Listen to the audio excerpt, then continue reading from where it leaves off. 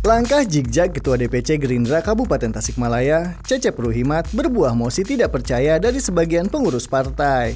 Letupan suara itu muncul setelah mereka menilai gerakan Cecep dalam mengambil alih kursi Ketua DPRD terlalu gegabah, sehingga partai kena getahnya.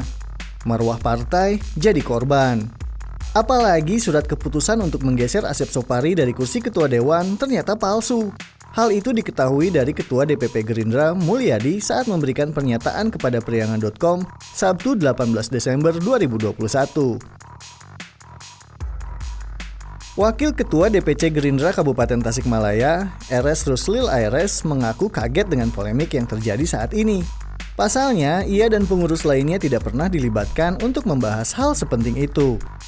Di wawancara di kediamannya pada Kamis 23 Desember 2021, salah seorang pendiri Partai Gerindra di Kabupaten Tasikmalaya itu baru mengetahui ada dinamika tersebut dari media massa.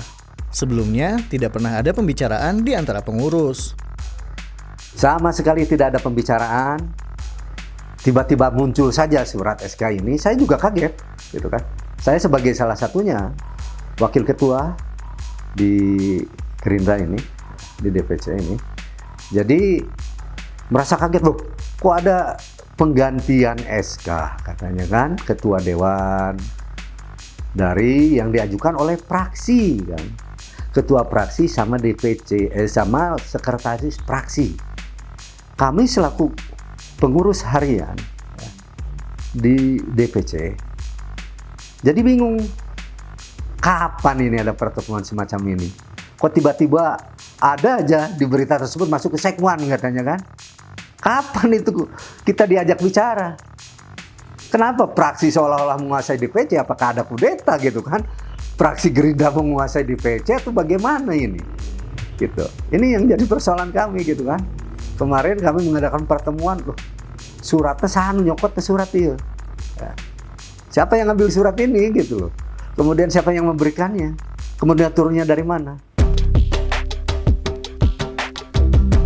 RS menduga persoalan ini bergulir lantaran permainan Cecep dan Denny yang merupakan ketua dan sekretaris fraksi Gerindra DPRD Kabupaten Tasikmalaya.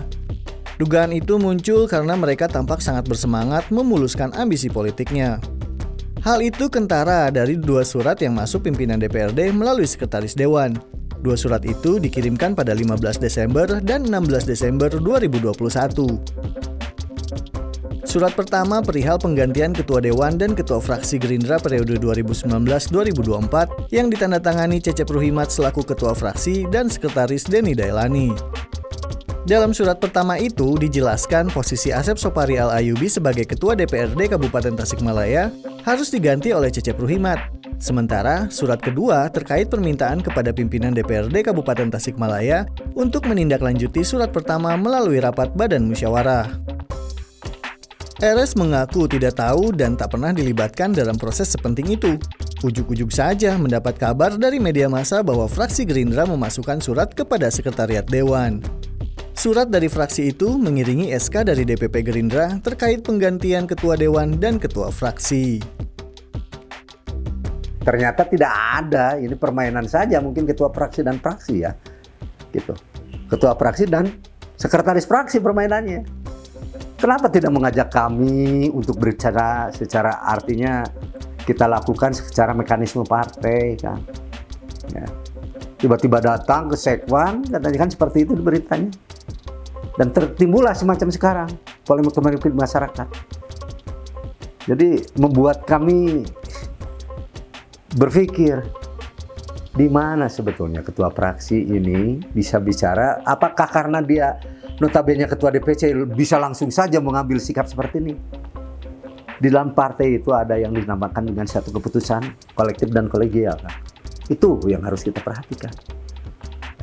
Dan mekanisme partai harus dijalani dari DPC, DPD, DPP kembali kan ke DPD, kemudian DPC baru masuk surat tersebut ke sekwan. Kok tidak dilakukan tahapan-tahapan semacam ini?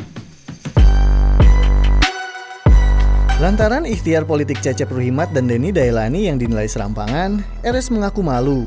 Apalagi pengurus DPP Gerindra telah menyatakan bahwa surat keputusan terkait penggantian Ketua Dewan itu palsu. Untuk itu, ia dan pengurus lainnya berharap ada penggantian Ketua DPC Gerindra Kabupaten Tasikmalaya. Cecep Ruhimat harus diganti agar ke depan roda organisasi bisa berjalan sebagaimana mestinya. Kita menyerahkan dalam hal ini ketika mengatakan ini adalah suatu kepalsuan, malu partai. Malu sebetulnya Gerindra. Kok dibuatkan macam-macam gitu sama, kok fraksi bisanya menguasai seolah-olah mengkudeta DPC ini. Ya. Maka dalam hal ini saya serahkan segala sesuatunya kepada DPP nanti dan kepada DPD ya, untuk meninjau kembali, turunlah di lapangan seperti apa sih sebetulnya. Ya. Kita tidak mendapatkan informasi kan.